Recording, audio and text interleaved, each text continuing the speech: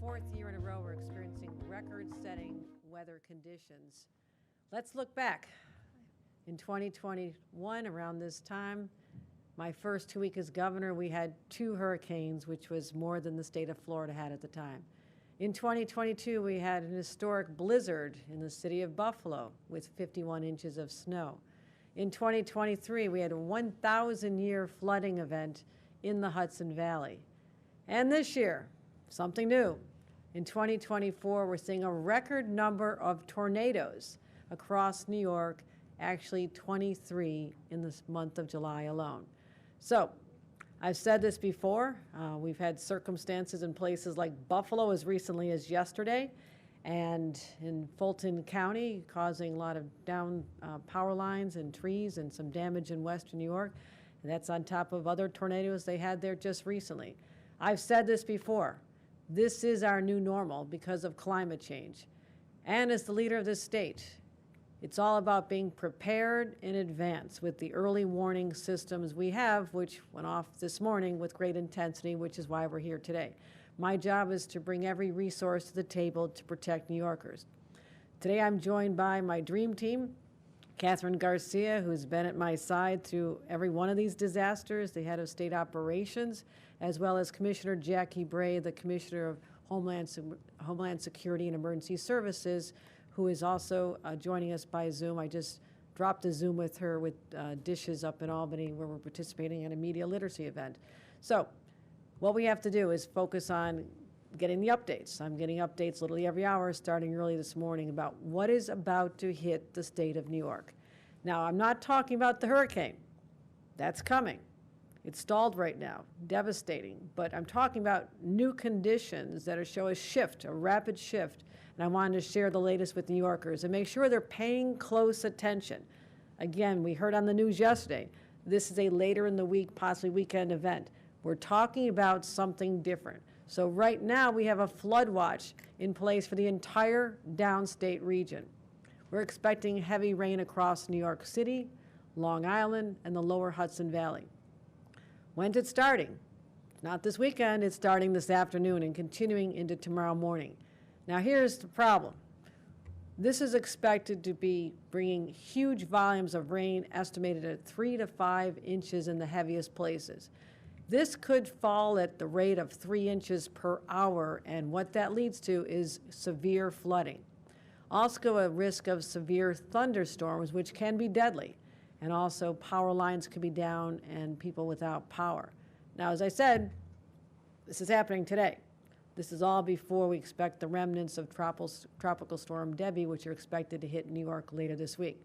Debbie, as we know, has already dumped as much as 15 inches of rain in the state of Florida, and it's expected to continue to move through the Carolinas on our way. And already 4 people have lost their lives tragically as a result of this storm in Florida. Now, it's too early to tell the impact that Debbie will have on New York, but every model shows that we are in the bullseye, right in the path of this storm coming. So for that reason, and what we're experiencing today, I've already activated New York State's Emergency Operations Center for the entire week. I've already activated 100 members of the National Guard, pre-deploying them to be able to assist wherever necessary. I've communicated with Jana Lieber and the MTA to ensure that they are prepared for the worst-case scenarios.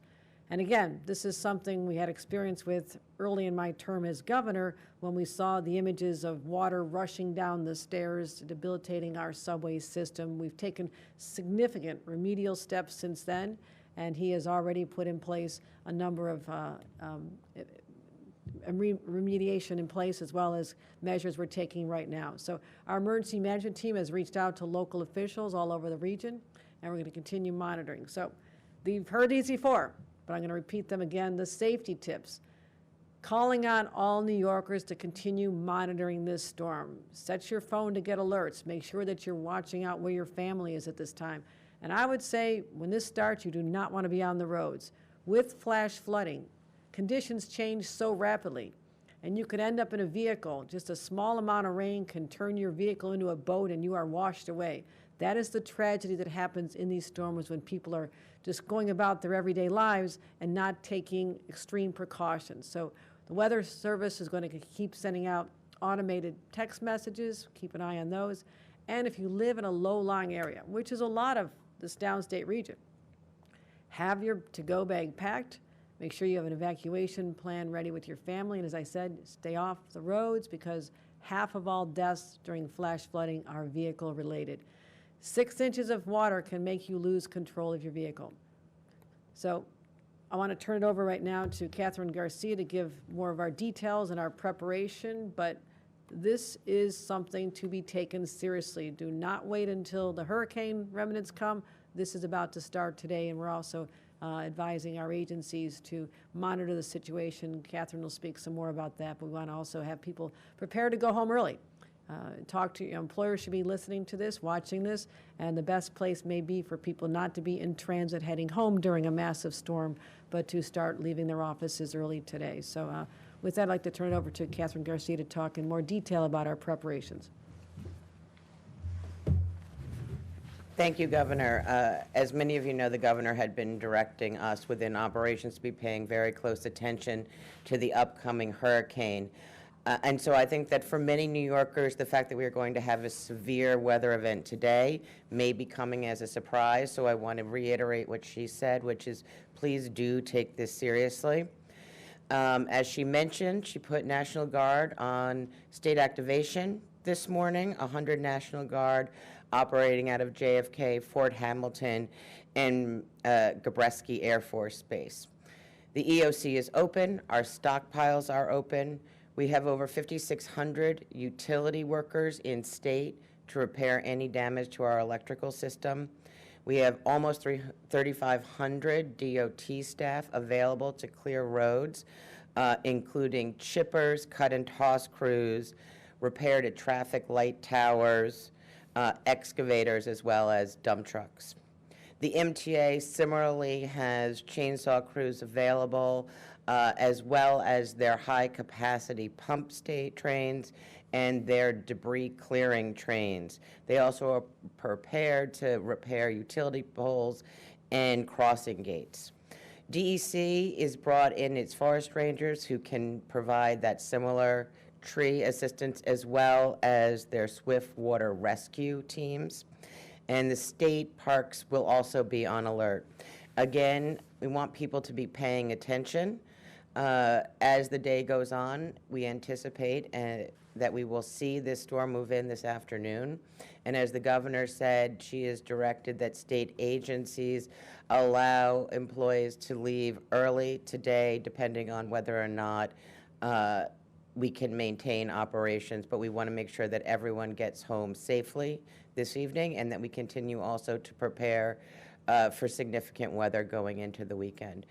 With that, I would like to have Commissioner Jackie Bray provide you with an update on this weather, as well as any other weather systems coming into the state. With that, Commissioner. Thank you so much, Catherine, and thank you, Governor. They have done a good job of giving the forecast, and I'm here at the State Emergency Operations Center in Albany. We are monitoring the storms coming our way right now from just east of Nassau County, the Nassau-Suffolk line, up through Rockland County. We have between a 40 and a 70% chance of flash flooding. When we have seen this level of threat before in New York State, they have been bad days. It has been days where we've seen major flooding. And so if you are in Nassau County, anywhere in New York City, Westchester, Rockland, it is a day to pay attention and to be aware. As both Catherine and the governor said, while this starts today, this is not yet what will be Tropical Storm Debbie when she gets.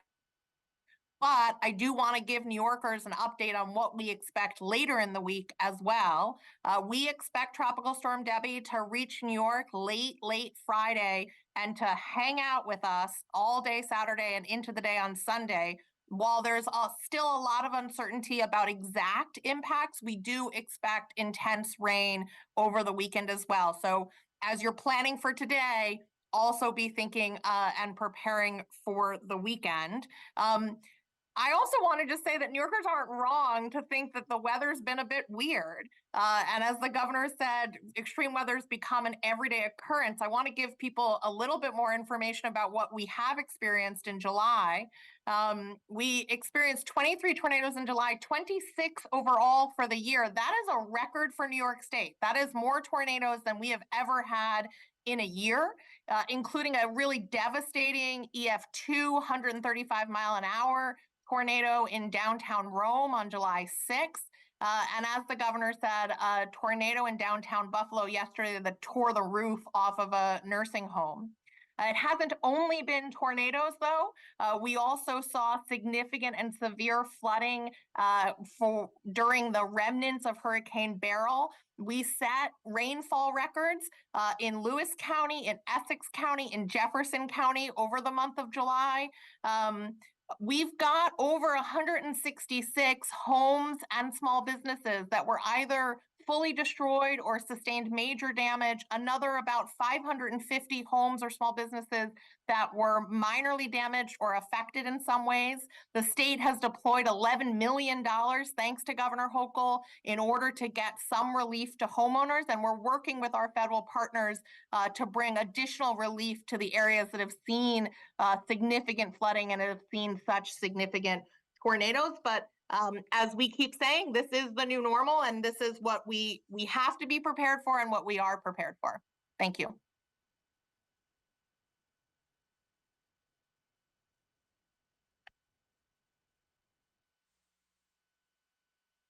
Let's see, we got a crowd here.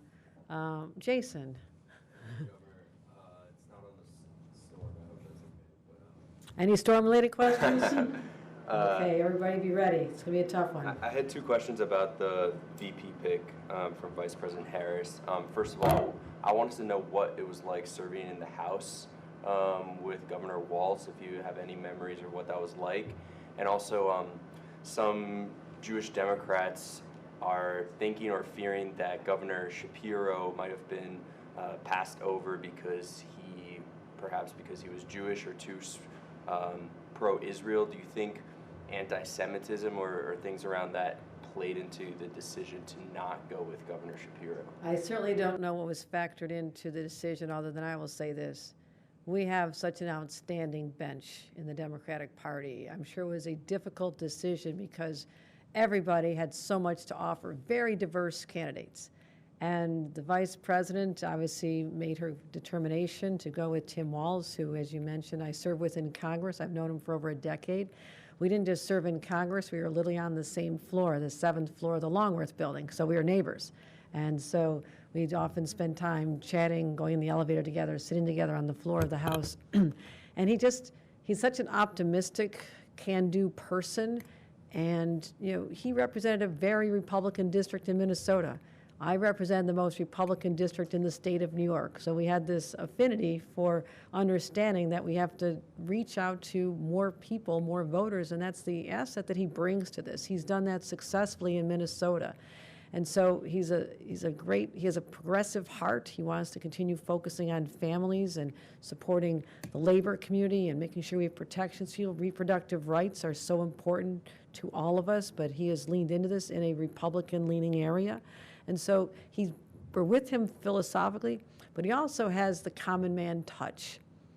He's the kind of guy who can walk into a VFW hall, slap everybody on the back and say, let me buy the next round. I mean, there's a connection between him and people, which is a rarity in our business, and it's special.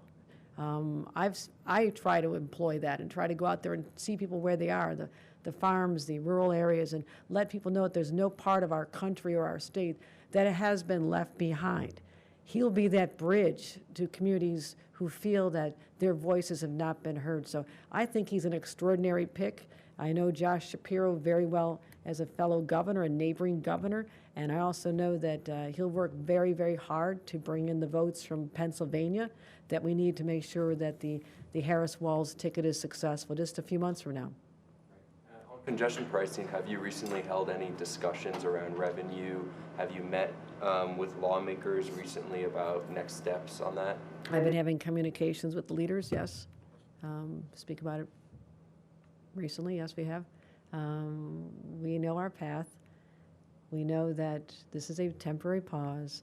We know that we have a timeline to really focus on this, have our plan in place. We can present it to the legislature. As you know, we presented some plans in June. We want to massage those and get a way that'll earn the support of the legislature. And I believe that we're on the right path. This is something that people have recognized. That is something we needed to do at the time. It was just too much for New Yorkers at that time. $15 all at once, impacting people who are struggling, working hard in our city, $3,800 a year for teachers, firefighters, police, healthcare workers, pizza delivery, businesses were concerned. So I think people understand what was behind it. I have made commitments that we are keeping. Second Avenue subway, already have been talking to the White House for a long time to make sure that that's protected. I feel confident in that. We just put over $54 million toward keeping that on path. And this will be resolved literally in a few months to have everybody have clarity on what the path is going forward with the legislature. Great. Thanks, Jason. All right, thank you very much. Thank you.